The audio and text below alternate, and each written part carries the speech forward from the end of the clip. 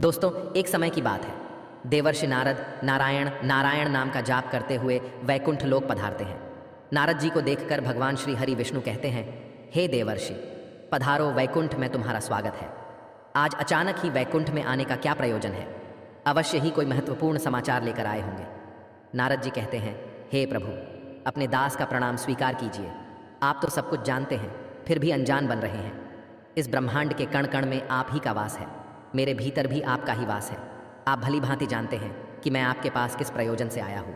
भगवान विष्णु कहते हैं, हे नारद, मैं अवश्य जानता हूँ तुम्हारे मन में क्या चल रहा है, और आज तुम मानव जाति के कल्याण के उद्देश्य से ही यहाँ पर आए हो। इसीलिए तुम्हारे मन में जो भी शंका है, निसंकोच होकर पूछ लो। नारद जी कहते हैं, हे प्रभु, यदि इस दास को आज्ञा दे तो आपसे मैं एक प्रश्न पूछने के लिए आया हूँ।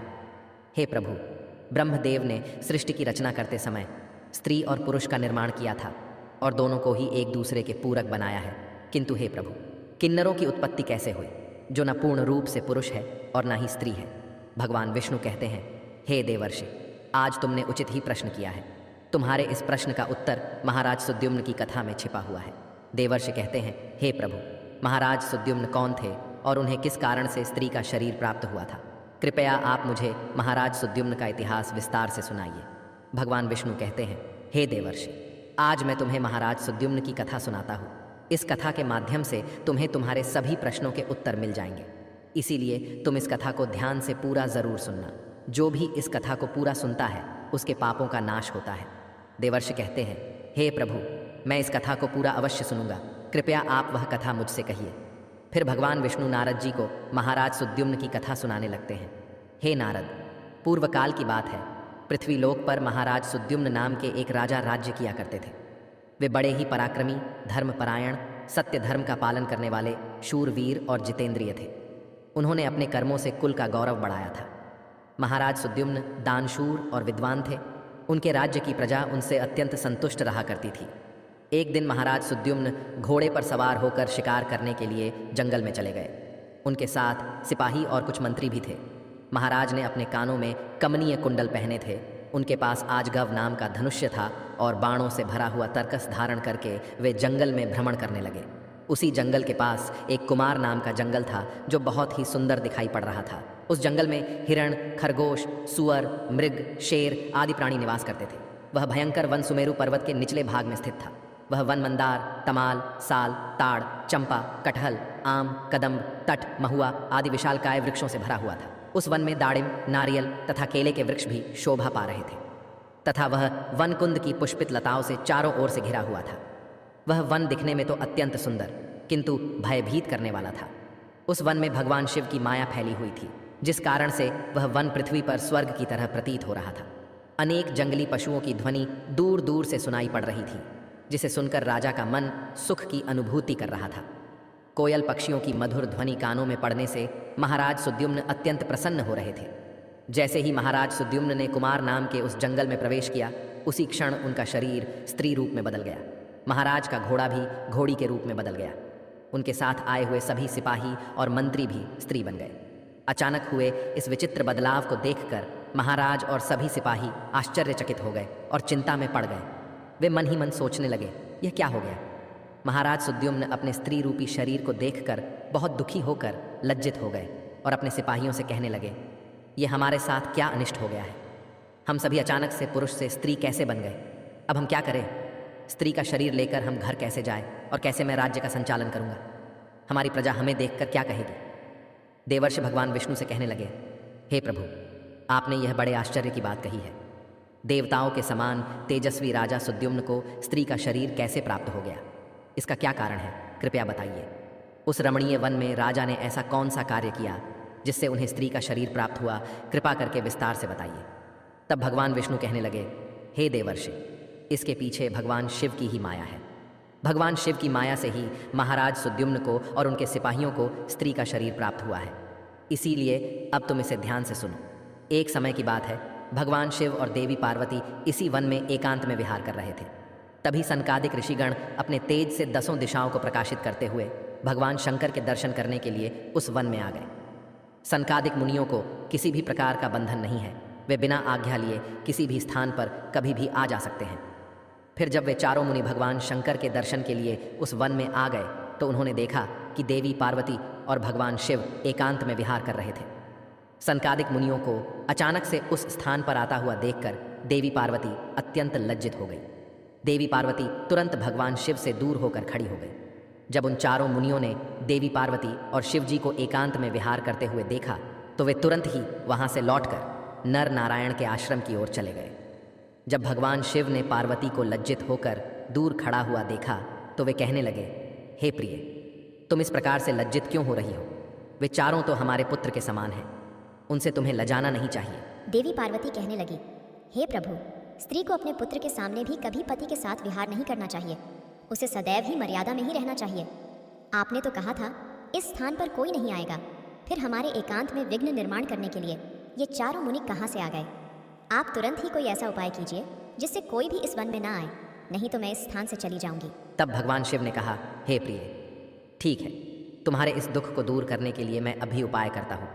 हे प्रिय, आज से ही इस वन में कोई भी पुरुष भूल से भी आ जाएगा तो वह स्त्री हो जाएगा। हे देवर्षि, उस दिन से जो भी उस वन में जाता है वह स्त्री बन जाता है। जो जो लोग यह जानते हैं कि उस वन में शिव जी की माया फैली हुई है वे भूल से भी उस वन में नहीं जाते हैं। किंतु महाराज सुद्युम्न इस बात को नहीं जानते थे और वे अज्ञानवश अपने सिपाहियों के साथ उस वन में चले गए और शिव जी की माया के प्रभाव में आकर उनका पुरुषत्व नष्ट हो गया और वे सभी स्त्री बन गए। स्त्री का शरीर प्राप्त होने के बाद महाराज लज्जावश घर नहीं गए और उसी वन में इधर उधर भटकने लगे। स्त्रीत्व प्राप्त होने के कारण उनका नाम इला पड़ गया। इस प्रकार से महाराज सुद्युम्न इला के रूप में वन में अपनी सखियों के साथ इधर उधर भटकने लगे। एक दिन वे सभी वन में सुंदर जलाशय के पास खेल रहे थे। उसी समय चंद्रमा के पुत्र बुध उसी स्थान से गुजर रहे थे। अनेक स्त्रियों के साथ भ्रमण करती हुई उस युवती इला को देखकर चंद्रमा के पुत्र बुध उस पर मोहित हो गए। उस इला के सुंदर तथा मनमोहक रूप को देखकर बुद्ध जी मंत्रमुग्ध हो गए और उसी क्षण उनके मन में उस इला को पाने की इच्छा प्रकट हो गई। जब इला ने भी बुद्ध जी का सुंदर रूप देखा तो वे भी बुद्ध जी पर मोहित हो गई और उन्हें अपना पति बनाने के लिए व्याकुल हो उठी। इस प्रकार से इला और बुद्ध दोनों ने एक दूसरे को देखकर अपना प्रेम प्रकट किया। परस्पर अनुराग के कारण उन दोनों ने विवाह कर लिया और कुछ दिनों में उन दोनों के बीच संयोग हुआ। फिर बुद्ध ने इला के गर्भ से एक संतान को उत्पन्न किया जिसका नाम पुरुरवा रखा गया, जो आगे चलकर चक्रवर्ती सम्राट हुआ। पुत्र को जन्म देने के बाद भी वह इला उसी वन में रहने लगी। फिर एक दिन इला अपने पहले के पुरुष रूप को याद करके चिंता करने लगी। तभी उसने मुनिश्रेष्ठ वशिष्ठ जी का स्मरण किया। इला के द्वारा स्मरण करते ही मुनिवर वशिष्ठ जी उस स्थान पर प्रकट हुए। मुनि वशिष्ठ जी इला से कहने लगे, हे देवी, आप किस कारण से दुखी हैं? यदि कोई गोपनीय बात ना हो तो तुम मुझे तुम्हारे दुख का कारण बताओ। तब वह इला वशिष्ठ जी से कहने लगी, हे मुनिवर, इस वन में आने से पहले मैं एक पुरुष थी, मेरा नाम सुद्युम्न था, किंतु इस वन में आते ही मेरा शरीर स्त्री का बन गया है। ऐसा किस कारण से हुआ, कृपया मुझे बताइए। तब मुनि वशिष्ठ जी कहने लगे, हे देवी, शायद तुम नहीं जानती होगी, इस वन में भगवान शिव की माया फैली हुई है। उन्होंने इस वन को ऐसा श्राप दिया है कि जो भी पुरुष इस वन में आएगा वह स्त्री बन जाएगा। उन्हीं भगवान शंकर की माया के कारण तुम्हें स्त्री का शरीर प्राप्त हुआ है। फिर वह इला कहने लगी, हे मुनिवर, कृपा करके मुझे मेरा पूर्ववत शरीर प्रदान कीजिए। मेरी प्रजा मेरे बगैर दुखी है, मैं ऐसी हालत में अपने राज्य में नहीं लौट सकती। मुनि वशिष्ठ जी से महाराज सुद्युम्न की ऐसी अवस्था देखी नहीं गई। महाराज बड़े शूरवीर और पराक्रमी थे, किंतु शिव जी की माया के कारण उन्हें स्त्री का रूप प्राप्त हुआ था। वशिष्ठ जी कहने लगे, हे वत्स, तुम चिंता मत करो, मैं भगवान शिव से प्रार्थना करके तुम्हारी सहायता करूंगा। तब वशिष्ठ जी ने उसी स्थान पर समस्त लोगों का कल्याण करने वाले भगवान शंकर की आराधना करना आरंभ किया। भगवान शंकर वशिष्ठ जी की आराधना से अत्यंत प्रसन्न हुए और साक्षात उन्हें दर्शन देकर कहने लगे, हे मुनिवर, मैं आपकी भक्ति से अत्यंत प्रसन्न हूँ, आपको जो भी मनोवांछित वर चाहिए उसे मांग लो। तब वशिष्ठ जी भगवान शंकर से कहने लगे, हे प्रभु, आपके दर्शन से मेरा व्रत सफल हुआ। हे भोलेनाथ, मेरी बस यही कामना है कि आप मेरे शिष्य महाराज सुद्युम्न को पुनः पुरुष बना दीजिए। फिर शिव जी ने कहा, हे मुनिवर, मेरी ही माया के कारण सुद्युम्न को स्त्री का शरीर प्राप्त हुआ है, इसीलिए मैं ही इसे पुरुष का शरीर प्रदान करता हूँ। किंतु राजा सुद्युम्न 1 मास के लिए पुरुष बने रहेंगे और 1 मास के लिए वे स्त्री बने रहेंगे। इतना कहकर भगवान शिव उस स्थान से अंतर्ध्यान हो गए। इस प्रकार से वशिष्ठ जी की कृपा से और भगवान शिव के आशीर्वाद से महाराज सुद्युम्न को एक मास के लिए पुरुष का शरीर प्राप्त हुआ और वे अपने राज्य में लौट गए और सुखपूर्वक राज्य करने लगे। जब महाराज पुरुष के रूप में होते तो वे अपने नगर में जाकर राज्य किया करते थे, और जब वे एक मास के लिए स्त्री के रूप में होते तो वे वन में आकर ही रहने लगते थे। महाराज के ऐसे विचित्र व्यवहार से उनकी प्रजा त्रस्त हो गई और वे पहले की तरह महाराज सुद्युम्न का सम्मान भी नहीं करने लगी। इधर महाराज के स्त्री रूप में रहते हुए बुद्ध से उन्हें जो पुत्र प्राप्त हुआ था, जिसका नाम पुरुरवा था, वह जवान हो गया। तब महाराज सुद्युम्न ने उसे अपना राज्य सौंप दिया और वे सदा के लिए वन में रहने के लिए चले गए। वन में जाकर महाराज सुद्युम्न अपने स्त्री शरीर इला के रूप में तपस्या करने लगे। फिर उन्होंने देवर्षि नारद जी से नवाक्षर मंत्र की दीक्षा ली और देवी पार्वती की उपासना करने लगे। अनेक वर्षों तक उस वन में रहकर उन्होंने उस मंत्र का जाप किया और देवी को प्रसन्न कर लिया। तदनंतर भक्तों का उद्धार करने वाली जगत जननी भगवती पार्वती ने उन्हें साक्षात दर्शन दिया। उस समय देवी सिंह पर आरूढ़ होकर उनके सामने खड़ी हो गई। देवी को अपने सामने खड़ा हुआ देखकर इला ने उन्हें नमस्कार किया और उनकी स्तुति करने लगी। हे जगत जननी, मैं आपके चरण कमल की वंदना कर रही हूँ। कृपा करके मुझे इस शरीर से मुक्ति प्रदान कीजिए। तब देवी ने उस पर प्रसन्न होकर कहा, हे इला, आज तुम्हें इस स्त्री शरीर से मुक्ति मिल जाएगी और तुम परम पद को प्राप्त कर लोगी। देवी के इतना कहते ही इला ने अपने शरीर का त्याग किया और परम पद को प्राप्त कर लिया।